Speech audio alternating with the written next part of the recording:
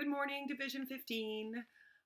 It was really nice to see some of you yesterday from a safe distance and get to see your smiling faces. Know how much that Miss Lyon is missing you right now, and I know that you're missing so many people in your lives, but I think we're all doing a really, really great job and holding up really well. And yeah, it was very heartening to see you all. So you've all got my packages.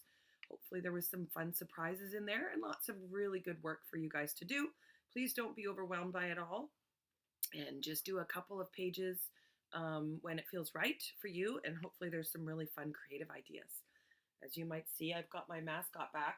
I got him, convinced him to come sit by putting a blanket around him, my buddy Finn.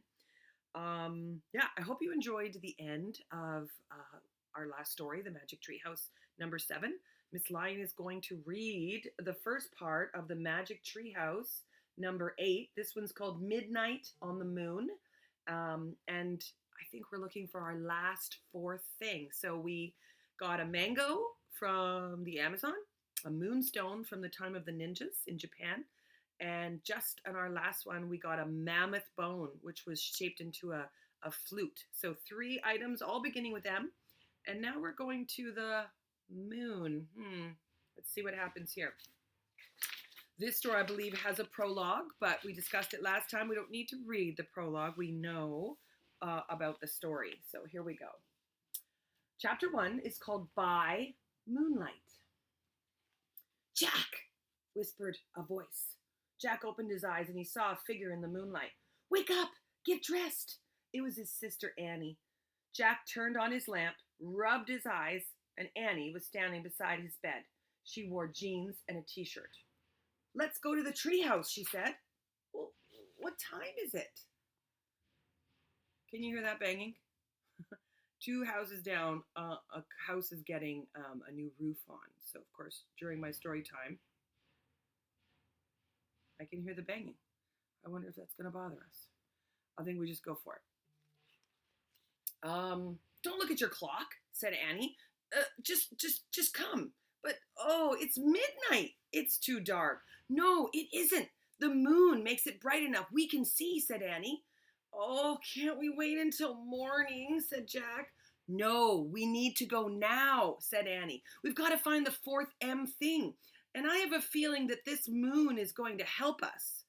Oh, that's nuts, said Jack with a yawn. I want to sleep. Well, you can sleep when we come back home. Remember? It's like no time had ever passed. Jack sighed. Oh, brother. But he got out of bed. Yay! Said his sister. Meet you downstairs by the back door. She tiptoed out of Jack's room. Jack yawned. He put on his jeans and his sneakers and his sweatshirt, and he put his notebook and his pencil in his backpack, and then he crept slowly downstairs. Annie opened the back door, and quietly they stepped outside. Wait, said Jack. I think we should get a flashlight. No, we don't. I told you, the moon's going to light our way, said Annie, and she took off. Jack sighed. I guess he was following her. And Annie was right, thought Jack. The moon was so big and so bright, he could even see his own shadow. Everything seemed washed in a beautiful silver. Soon they left their street, and Annie led their way into Frog Creek Woods. It was so much darker under the shadow of the trees, and Jack looked up, searching for the treehouse. Over there, said Annie. The magic treehouse was shining in the moonlight, and Annie grabbed the rope ladder and started up. Careful, go slow, said Jack. He followed her up the rope ladder and into the treehouse, and moonlight was streaming through the windows. It shone on the letter M that shimmed on the wooden floor. It shone on the 3 M things that rested on the M on the floor. A moonstone from the time of the ninjas, a mango from the rainforest, and a mammoth bone from the Ice Age. You know, one more thing, said Annie, to free Morgan from her spell. Squeak! Hi, Peanut, said Annie. In the dim light, Jack saw a tiny mouse, and she was sitting on an open book. You didn't expect to see us this late, did you, said Annie. She picked up little Peanut, and Jack picked up the open book. So where are we going this time, said Annie. She held the book in the moonlight. I knew we should have brought a flashlight. I can't even read this, said Jack. He could make out diagrams and shady pictures, but he couldn't read a single word on the page. Oh, just look at the cover, said Annie. The letters were bigger on the cover, and Jack squinted. It's called Hello Moon, he said. Oh, we're gonna go to the moon? Said Annie. Of course not, said Jack. It's impossible to go all the way to the moon without tons of extra special equipment. Well, why? Well, there's no air there. You couldn't breathe.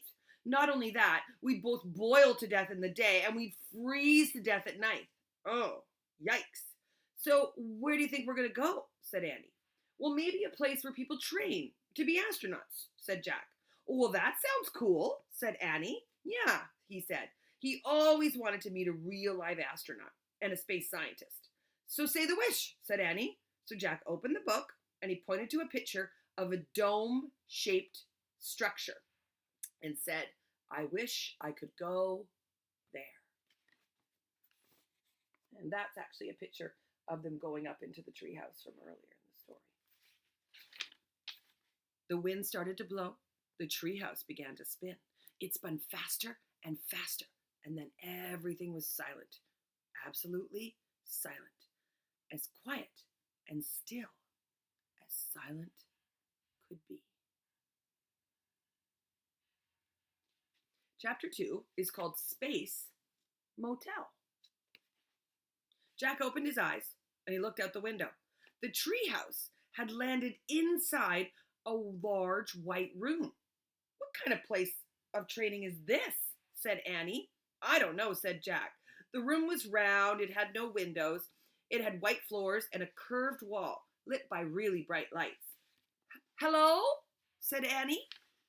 There was no answer. Where were all the astronauts and the space scientists, thought Jack.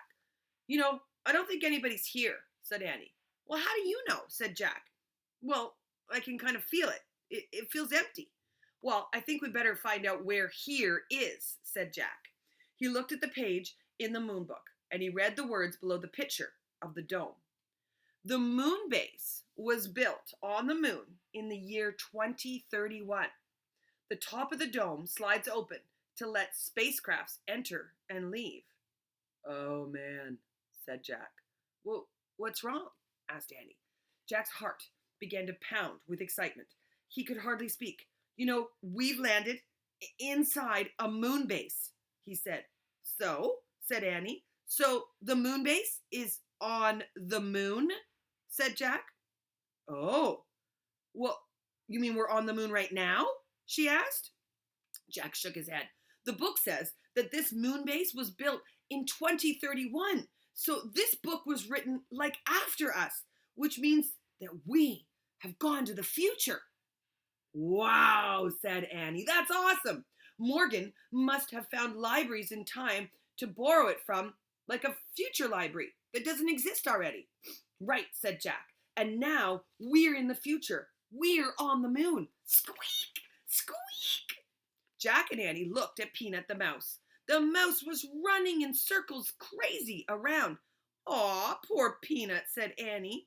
She tried to pick the mouse up, but Peanut hid behind the mango and the letter M.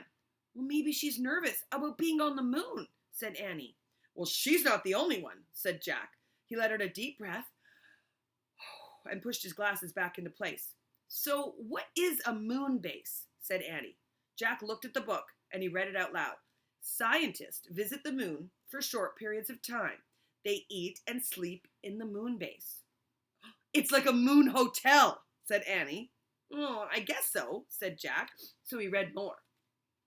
The small base has a landing chamber and a room for storing spacesuits. Air and temperature controls make breathing in the moon base possible. So that's why we can breathe, thought Jack.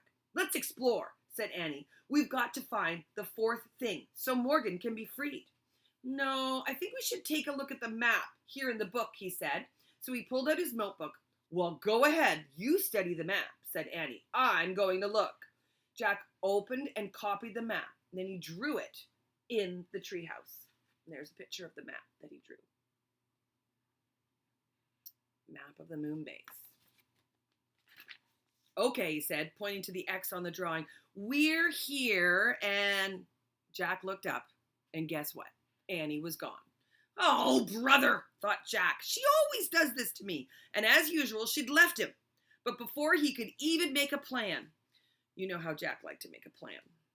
Jack put the moon book and a pencil into his backpack, carrying his notebook, and he started out the window. Squeak, squeak, said the mouse, running back and forth. Jack looked back at Peanut. Wow, that mouse seemed upset. Stay here and be safe, said Jack. We'll be back soon. Jack swung over the windowsill and let his feet touch the floor of the landing chamber. Annie, he called. There was no answer. Annie! Jack looked at the diagram. It showed only one way to go. Jack walked along the curved white wall to the stairs. He climbed the steps to the hallway. Jack, hurry, said Annie at the end of the hallway. Standing in the airlock, she was peering out the window to a giant dome.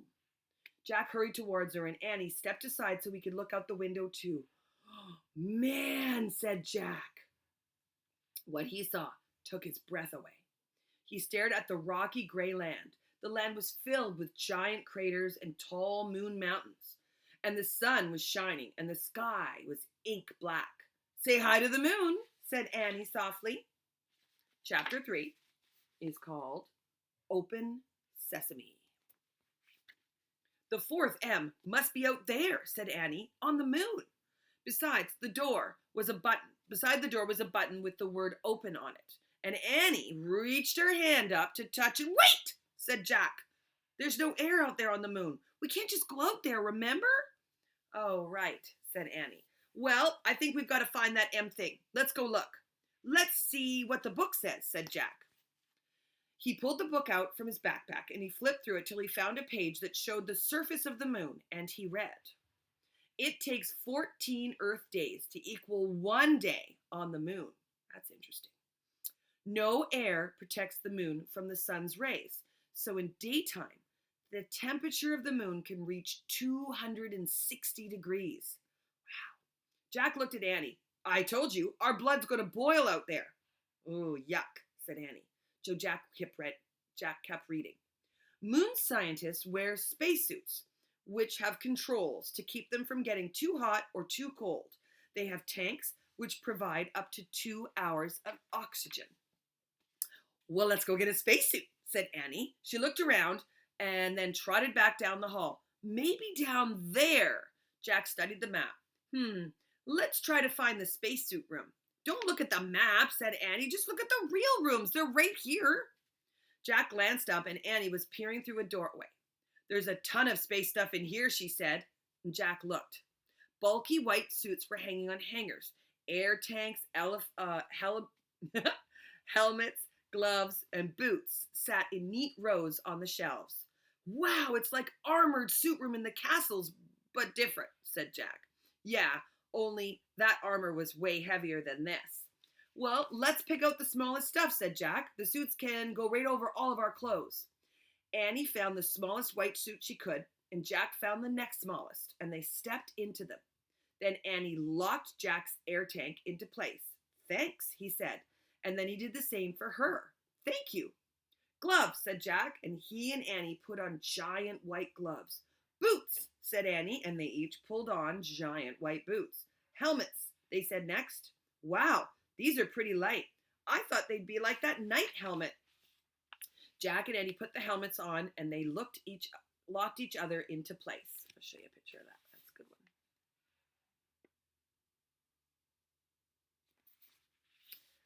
Well, I can't really move my head from left to right, said Annie. Well, me neither, said Jack. Let's try to walk. Jack and Annie moved clumsily around the room, and Jack felt like he was a big fat snowman. Close your visor. They both closed their visors, and they could see through, and then cool air was filling the helmet. I can breathe, Annie yelled, her voice booming into Jack's ear. Ow! Can you talk quieter? Oh, we've got two-way radios inside the helmets. Sorry, said Annie. I didn't mean to yell. That's okay. They put the moon book back in the backpack, and then they shut the pack over the shoulders. Okay, remember, we've only got 2 hours of air in our tanks, so we need to find the fourth thing from Morgan really fast. Oh, I hope we can find it, said Annie. Me too, said Jack. He knew they would not go home until they did. Let's go. He gave Jack a thumbs up push, and they pushed the button. Watch it. No goofing around. We don't want to fall in these suits. It could be hard. Oh, stop it, said Annie. Just go. Annie pushed her brother out the door, and they walked through the airlock. Ready? Open sesame. She pressed the open button, and a door slowly slid closed behind them. A door opened to the front of them, and Jack and Annie stepped out onto the moon. Well, I have to say, I've read most of these books, and this one is one of my favorites, mostly because you might not know this about Miss Lyon, but I love anything to do with space and sci-fi and thinking about people from other planets and thinking about traveling to other places. It's one of my favorite things to read and watch. So thinking about Jack and Annie getting to go to the moon in the future, it's pretty cool. I hope you pull out your journal today and maybe do a little bit of writing.